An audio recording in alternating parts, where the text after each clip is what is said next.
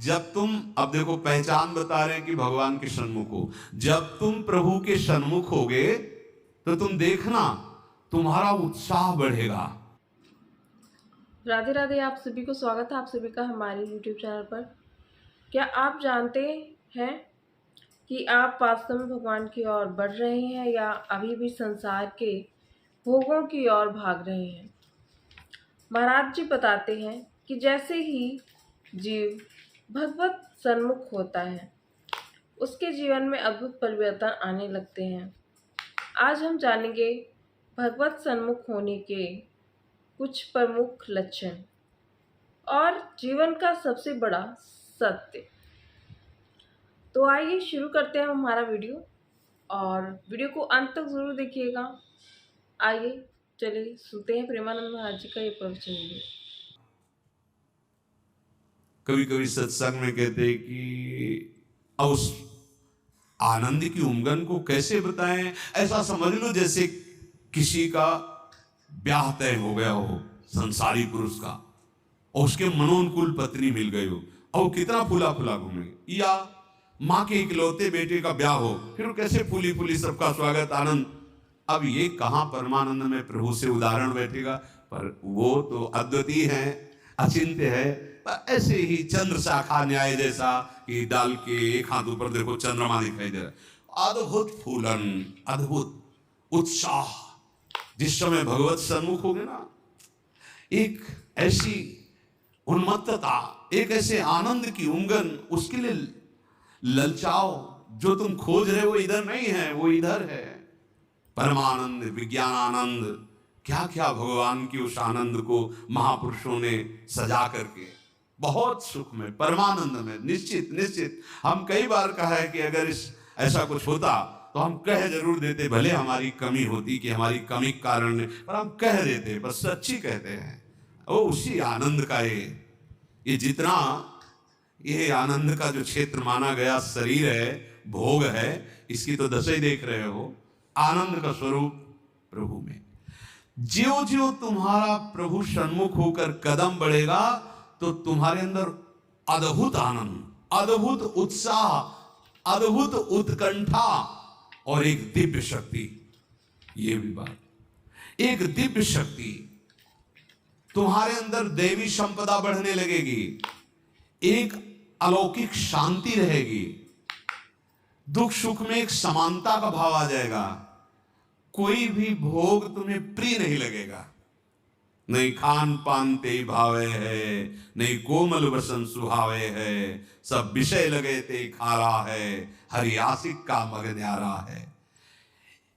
संत जन देखते ही ऐसे लगेंगे जैसे सने संबंधी जन मिलते हैं। अच्छा अच्छा, ऐसे संतों को देखते ही मन नाच पड़ेगा, आज तो हो भाग्य भगवत सन्मुख का, आज तो हो भाग्य, हमें साधु समागम मिला, हमें संत जन मिले। तुम्हारी विलक्षणी एक स्थिति होगी, कोई भी द्वंद्व तुम्हें स्पर्श नहीं कर पाएगा।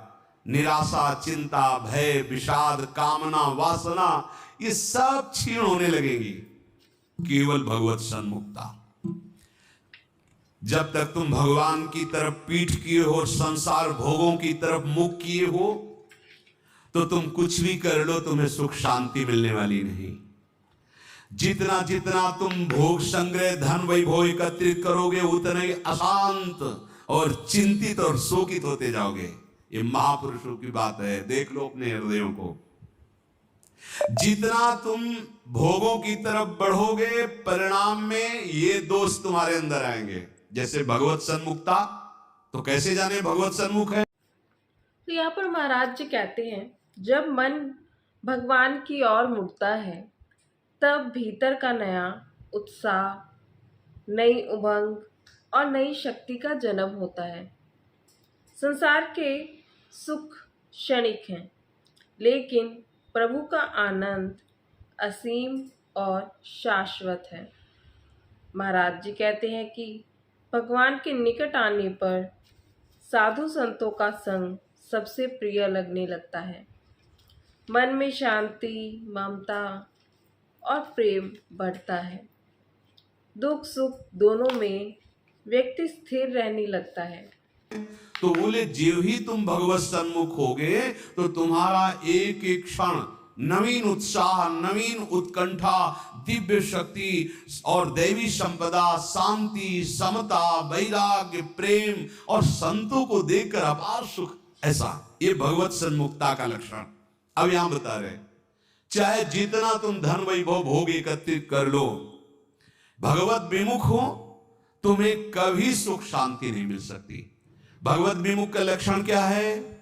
भय, विषाद, चिंता, राग, द्वेष, वैर, अशांति, द्रोह, दंभ, पाखंड, परिग्रह, हिंसा, कामना, वासना, ममता, दुर्गुण, दुर्विचार, भयानक दुख, ये भगवत विमुख के लक्षण है।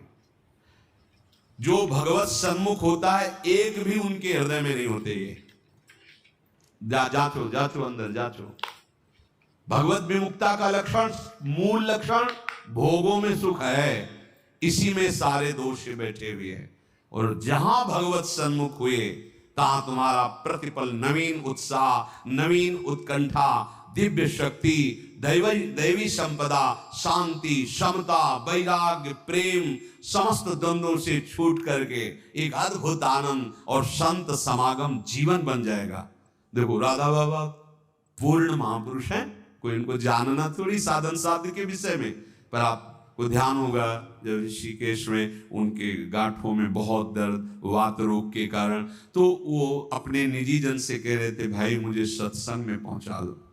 वो सेवा करते करते शायद श्रमित हो गए होंगे या जो भी, तो उन्होंने बाबा की इस बात का सपोर्ट नहीं किया। बहुत बार कहने पर बाबा कहा कि आप ये जानते हो कि हम जा ही नहीं पाएंगे। उन्होंने कहा आप जा ही नहीं पाओगे क्योंकि आपकी गांठ, बोले ऐसा नहीं। फिर जो बाबा ने अंदर बात की, वो जो लिखा था कि भगवान श्री कृष्ण से प्रार्थना की कि प्रीतम मुझे इतनी सामर्थ्य केवल दे दो कि जहां से सत्संग सुनाई देता वहां तक मैं पहुंच जाऊं। और एक बांस डंडा उठाया और बाबा घसीटते हुए वहां गए। इस बात का बहुत प्रभाव पड़ा हृदय में कि इनको कोई साधन साध्य विषय अब जानकारी की आवश्यकता नहीं, पूर्ण महापुरुष हैं, संपूर्ण हैं, उनमें कोई भी। लेकिन ऐसे महापुरुष होते हुए सत्संग की इतनी प्रियता, वो देखो लिखा है साधु सम, एकदम आनंदित हो गए कि आज तो मुझे साधु समागम मिला। ये भगवत सन्मुख का लक्षण, विमुख का नहीं, भगवत सन्मुख का लक्षण। तो हम अपने को जबरदस्ती मुख मोड़ना होगा अगर हम इसी जन्म में परम कल्याण चाहते हैं, इसी जन्म में सुख चाहते हैं, मुख मोड़ना। जब हमारा मन केवल धन, भोग, मान, प्रतिष्ठा और सांसारिक वस्तुओं में लगा रहता है, तब चिंता, भय, अशांति और दुख बढ़ते जाते हैं। हम सोचते हैं कि अधिक धन और सुविधाएं हमें सुख देंगी, लेकिन महाराज जी बताते हैं कि भोगों की ओर दौड़ने वाला व्यक्ति कभी संतुष्ट नहीं रह सकता। वास्तविक शांति केवल भगवान के स्मरण और भजन में ही है। जबरदस्ती शब्द लिखा है, जबरदस्ती मोड़ना, हटो हटो। जैसे ये ना कि अब जिस तुम कगार पे खड़े हो, भारी दरार पड़ गई है, जबरदस्ती हटो नहीं तो गिरने वाले हो, धारा में तुम बह जाओगे, डूब जाओगे। ऐसे ही तुम्हारी वही दशा है जैसे हरी हरी घास खा रहा है बकरा और बकरी से सहवास कर रहा है और बड़ा सुख का अनुभव कर रहा है, पर वो कसाई वाड़े में बंद है।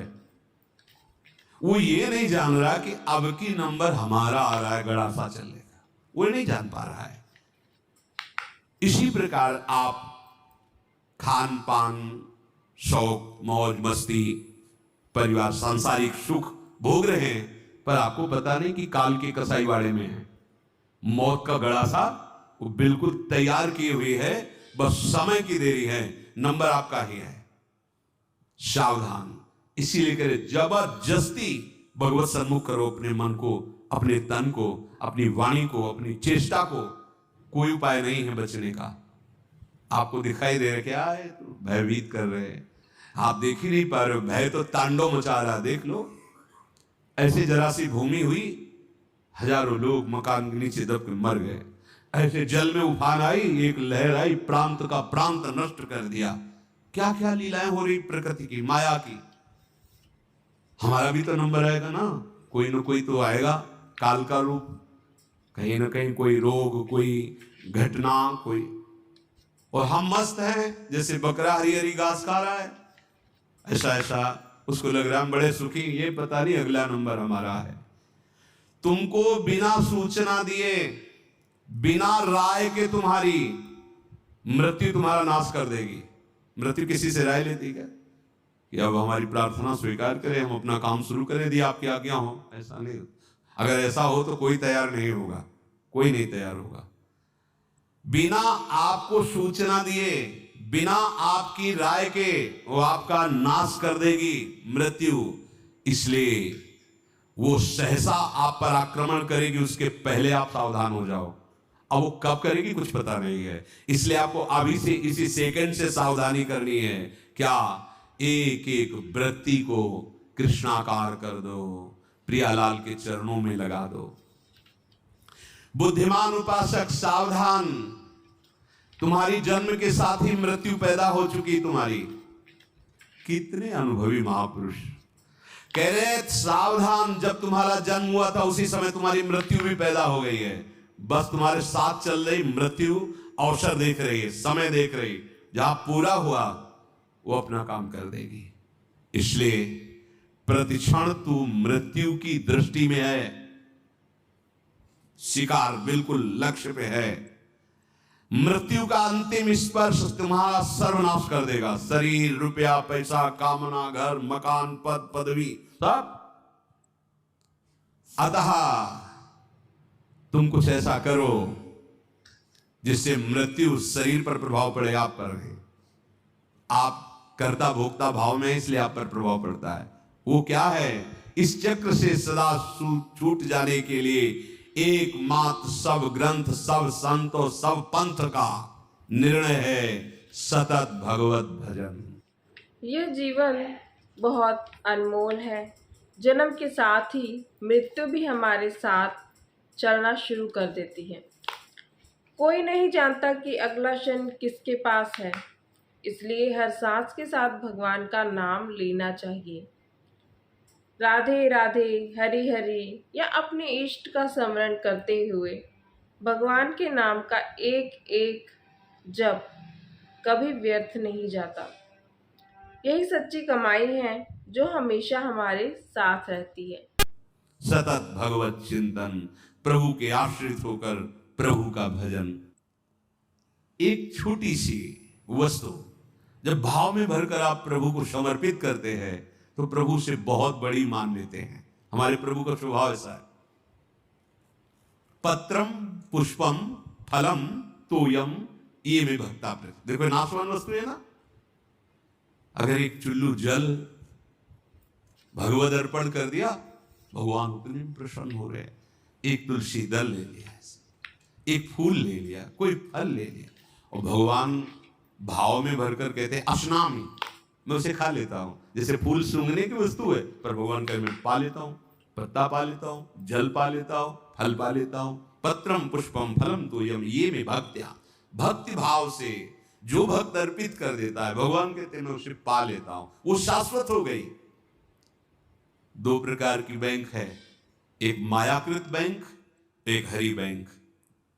हरि बैंक में वही वस्तु जमा होती है जो त्वदीयम वस्तु गोविंदम तुभ्यमेव समर्पय से होता है। ध्यान रखना, आपके द्वारा दी हुई वस्तु आपको समर्पित है, ये हरि बैंक में जमा हो गया। अगर आप निष्काम भाव से करते तो भगवत प्राप्त हो जाएंगे, सकाम भाव से करते तो आपको बहुत आगे बढ़ करके मिलेगी। और यहां जो बैंक में मायाकृत जमा है ये सब रद्द, शरीर छूटा, सब व्यर्थ गया। तो भक्तों, आज स्वयं से एक प्रश्न पूछिए कि मेरा मुख भगवान की ओर है या संसार के भोगों की ओर। यदि हम सच्चे मन से प्रभु की ओर एक कदम बढ़ाते हैं तो भगवान हमारी ओर 100 कदम बढ़ाते हैं। इसलिए हर दिन थोड़ा समय नाम जप, सत्संग और भगवान के चिंतन में अवश्य लगाएं। तो अगर आपको हमारा ये वीडियो अच्छा लगा हो तो प्लीज़ हमारी इस वीडियो को लाइक कीजिएगा, शेयर कीजिएगा और हमारे चैनल को सब्सक्राइब कर लीजिएगा। कमेंट बॉक्स में आप अपने सुझाव हमें ज़रूर लिखिएगा और तब तक के लिए राधे राधे। मिलते हैं हमारी नेक्स्ट वीडियो में। राधे राधे।